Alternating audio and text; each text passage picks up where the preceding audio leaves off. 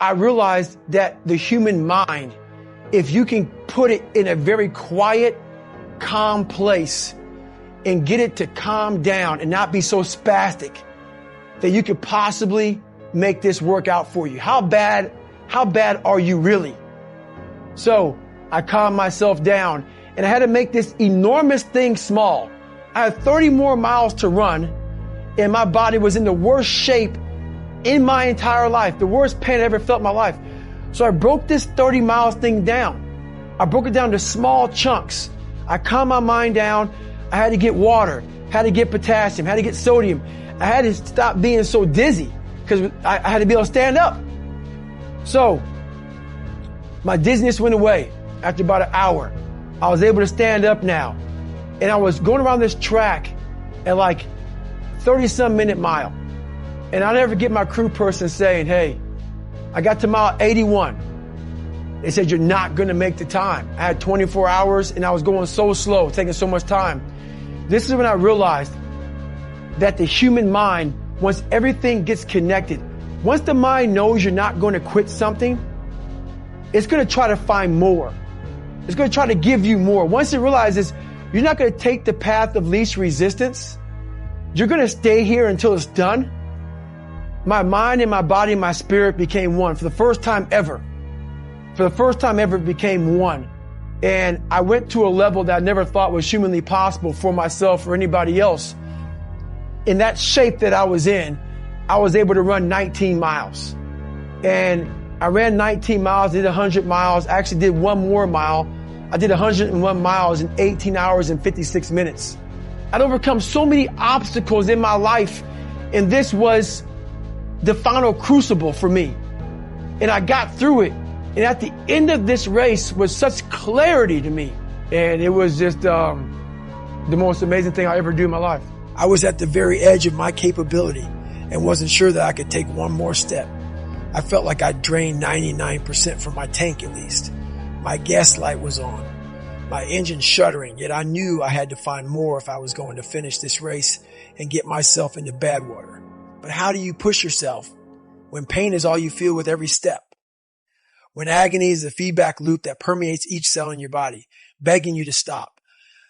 That's tricky because the threshold for suffering is different for everybody.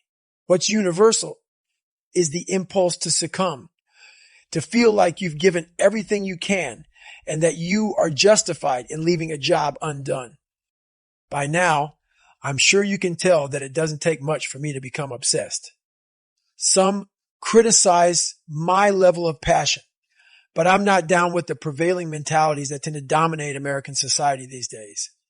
The ones that tell us to go with the flow or invite us to learn how to get more with less effort. Fuck that shortcut bullshit.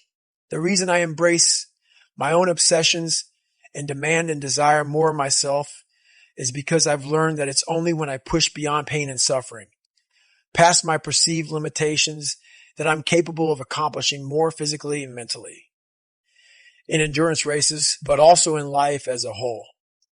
And I believe the same is true for you. The human body is like a stock car. We may look different on the outside, but under the hood, we all have huge reservoirs of potential and a governor impeding us from reaching our maximum velocity. In a car, the governor limits the flow of fuel and air so it doesn't burn too hot, which places a ceiling on performance. It's a hardware issue. The governor can easily be removed, and if you disable yours, watch your car rocket beyond 130 miles per hour. It's a subtler process in the human animal. Our governor is buried deep in our minds, intertwined with our very identity. It knows what and who we love and hate. It's read our whole life story and forms the way we see ourselves and how we'd like to be seen. It's the software that delivers personalized feedback in the form of pain and exhaustion, but also fear and insecurity. And it uses all of that to encourage us to stop before we risk it all. But here's the thing. It doesn't have absolute control. Unlike the governor in an engine, ours can't stop us unless we buy into its bullshit and agree to quit. Sadly, most of us give up when we've only given around 40% of our maximum effort. Even when we feel like we've reached our absolute limit, we still have 60% more to give. That's the governor in action. Once you know that to be true, it's simply a matter of stretching your pain tolerance, letting go of your identity and all your self-limiting stories so you can get to 60%, then 80% and beyond without giving up. I call this the 40% rule. And the reason it's so powerful is that if you follow it, you will unlock your mind to new levels of performance and excellence in sports and in life. And your rewards will run far deeper than mere material success. The 40% rule can be applied to everything we do because in life, almost nothing will turn out exactly as we hope. There are always challenges. And whether we are at work or school or feeling tested within our most intimate or important relationships, we will all be tempted to walk away from commitments, give up on our goals and dreams, and sell our own happiness short at some point because we will feel empty, like we have no more to give when we haven't tapped even half of the treasure buried deep in our minds, hearts, and souls. I know how it feels to be approaching an energetic dead end. I've been there too many times to count. I understand the temptation to sell short, but I also know that impulse is driven by your mind's desire for comfort, and it's not telling you the truth. It's your identity trying to find sanctuary, not help you grow. It's looking for status quo, not reaching for greatness or seeking wholeness. But the software update that you need to shut your governor down is no supersonic download. It takes 20 years to gain 20 years of experience. And the only way to move beyond your 40% is to callous your mind day after day, which means you'll have to chase pain like it's your damn job. Imagine you're a boxer and on your first day in the ring, you take one on your chin. It's going to hurt like fucking hell. But at year 10 of being a boxer, you won't be stopped by one punch. You'll be able to absorb 12 rounds of getting beat the fuck down and come back the very next day and fight again. It's not that the punch has lost power. Your opponents will be even stronger. The change has happened within your brain. You've calloused your mind. Over a period of time, your tolerance for mental and physical suffering will have expanded because your software will have learned that you can take a hell of a lot more than one punch. And if you stay with any task that is trying to beat you down, you will reap rewards. Not a fighter. Say you like to run, but have a broken pinky toe. I'll bet if you continue running on it, pretty soon you'll be able to run on broken legs. Sounds impossible, right? I know it's true because I've run on broken legs. And that knowledge helped me endure all manner of agonies on the ultra circuit, which has revealed a clear spring of self-confidence that I drink from whenever my tank is dry. But nobody taps their reserve 60% right away or all at once. The first step is to remember that your initial blast of pain and fatigue is your governor talking.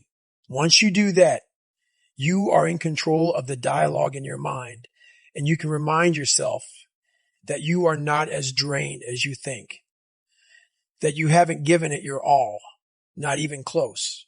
Buying into that will keep you in the fight, and that's worth an extra 5%. Of course, that's easier listened than done. It wasn't easy to begin the fourth lap of the Hurt 100 because I knew how much it would hurt. And when you are feeling dead and buried, dehydrated, wrung out, and torn the fuck up at 40%, finding that extra 60% feels impossible. I didn't want my suffering to continue. Nobody does. That's why the line fatigue makes cowards of us all. It's true as shit. Mind you, I didn't know anything about the 40% rule that day. The Hurt 100 is when I first started to contemplate it, but I had hit the wall many times before, and I had learned to stay present and open-minded enough to recalibrate my goals, even at my lowest. I knew that staying in the fight is always the hardest and most rewarding first step. Of course, it's easy to be open-minded when you leave yoga class and are taking a stroll by the beach, but when you're suffering, keeping an open mind is hard work. The same is true if you are facing a daunting challenge on the job or at school. Maybe you are tackling a 100-question test and know that you bricked the first 50. At that point, it's extremely difficult to maintain the necessary discipline to force yourself to keep taking the test seriously. It's also imperative that you find it, because in every failure, there is something to be gained, even if it's only practice for the next test you'll have to take, because that next test is coming. That's a guarantee. The 1 second decision is, I had to live through that 1 second decision several times during this race. So this race took me 100 and some hours. Okay. And this is what people don't get. For you to finish that race, even though I DNF'd, I still finished in the time. So there's a lot of pride in that. So what I do in that 1 second, because we all think about quitting, it's hard. But what you have to do in that 1 second is hard to process information during pain, because that pain takes over and you can't think rationally. You're thinking about fight or flight, save yourself. That's not a rational thought. It's not a thought that's going to get you through hard times. Most people fail that 1 second. So what happens, what I do in that 1 second is, and there's a bigger process to all this, but in that 1 second, I physically stayed in that water, because if I get out of the water, I quit.